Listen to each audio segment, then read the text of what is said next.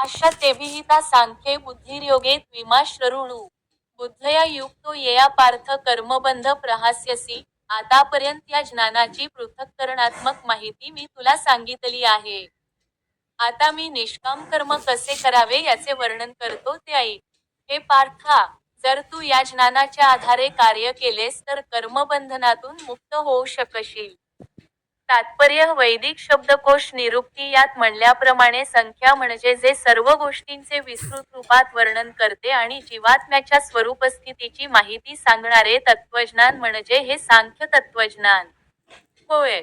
योग हा इंद्रियनिग्रह करण्याशी संबंधित आहे. अर्जुनाचा युद्ध न करण्याचा प्रस्ताव हा इंद्रिय तृप्तीवर आधारित होता.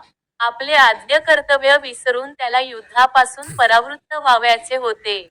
कारण त्याला वाटत होते की, धृतराष्ट्रपुत्र, चुलते, बंधू इत्यादींची हत्या करून राज्योपभोग घेण्यापेक्षा त्यांची हत्या न करताच आपण सुखी होऊ. दोन्ही गोष्टी मूलतः इंद्रियतृप्तीवरच आधारित होत्या. बुद्धी आणि कर्तव्यांचा त्याग केला तरीही नातलगांवर विजय प्राप्त करून मिळणारे सुख आणि नातलगांना जिवंत पाहून मिळणारे सुख, ही दोन्ही सुखे वैयक्तिक इंद्रियतृप्तीवर आधारित आहेत. म्हणून श्रीकृष्णांना अर्जुनाला सांगावयाचे होते की, आपल्या पितामहांच्या शरीराचा वध केल्याने तो त्यांच्या आत्म्याचा वध करणार नव्हता.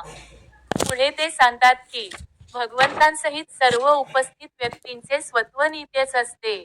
त्या सर्व व्यक्तींना भूतकाळात स्वत्व होते, वर्तमान काळात स्वत्व आहे आणि भविष्यातही त्यांना स्वत्व राहील.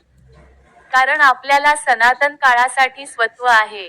आपण केवळ विविध प्रकारे आपला शारीरिक पोशाख बदलतो. परंतु वास्तविकपणे भौतिक बंधनातून मुक्त झाल्यावरही आपण आपले स्वत्व ठेवतो.